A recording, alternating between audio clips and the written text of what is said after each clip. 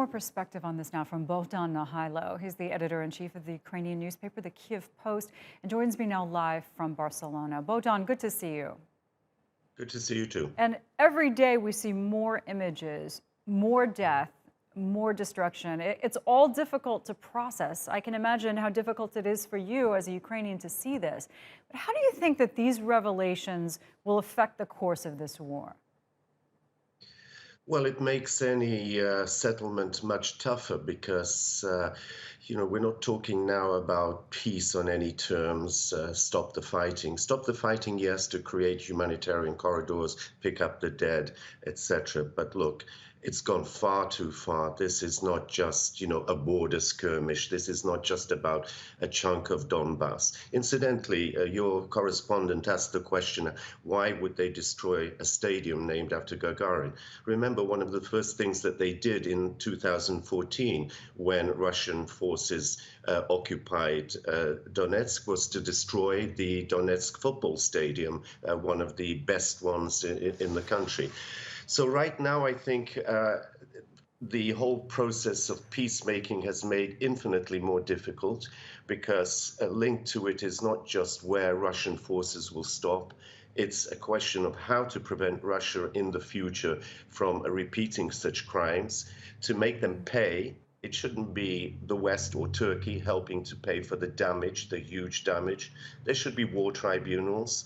The criminals should be brought to international justice. And by the criminals, I don't mean just the soldiers following orders or marauders. I mean the Putins and the Goebbels and the Shoigus, at the top. Because right now what we've seen is a country whose leadership has just gone haywire, are totally beyond the understanding of international law and the parameters of civilized behavior. And what is most worrying is they don't seem to give a damn. Despite sanctions, despite international condemnation, isolation, they still say, to hell with all of you, we will do as we want. And which is very dangerous. Dangerous for Ankara, dangerous for Beijing, dangerous for London, Venezuela, everybody. Agreed. I think the why is one of the biggest and most difficult questions the world has at this point. Looking at these images, is there evidence that these soldiers that go into these towns, for example, outside of Kiev, are being given orders to do these alleged crimes? And also, you would think that Russia, going into this war, had aims besides destroying Ukraine, that it still wants to carry on good relations with its biggest trading partners. And now it's only getting condemnation, even something of condemnation at this point from China, which it needs most, you could argue. Yes, there was a distinct, subtle shift in the Chinese position noted yesterday in the Security Council. I don't think China's interested in seeing Russia gain hegemony over Ukraine. I remember that Ukraine's largest trading partner before the war was China, and Odessa was being used as a gateway for Chinese goods into Europe.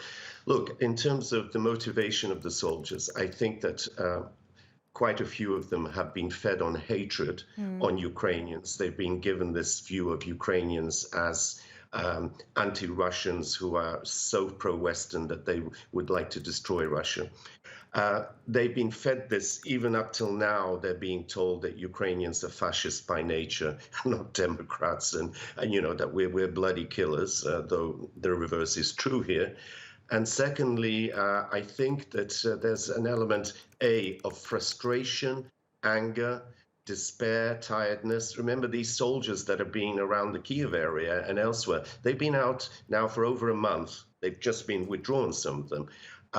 Remember, they were in shocking conditions. They were underfed, they were old, and they were very angry at hearing that their soldiers are being killed in such numbers by the Ukrainian resistance.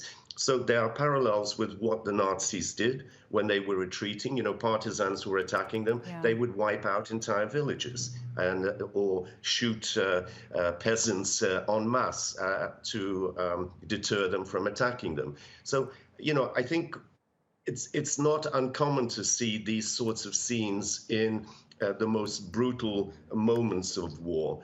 But I think the question is here is why is the Russian military not imposing some kind of greater discipline, and why is Exactly. it lying so blatantly to the outside world that these are fabrications? Yeah. Look, you can say that Bucha is fabricated. Say, a Ukrainian film team, Zelensky's film crew came and put the bodies there. But how do you explain Mariupol, the bombings and the destructions of cities like Kharkiv and Mariupol and indiscriminate bombing all throughout the country? Yeah, and These when are war others say, crimes. we have satellite images, they just say, oh, those are fake too. I know, it seems to reach a new level each day. And Bohdan, it's always so good to talk to you. I appreciate it.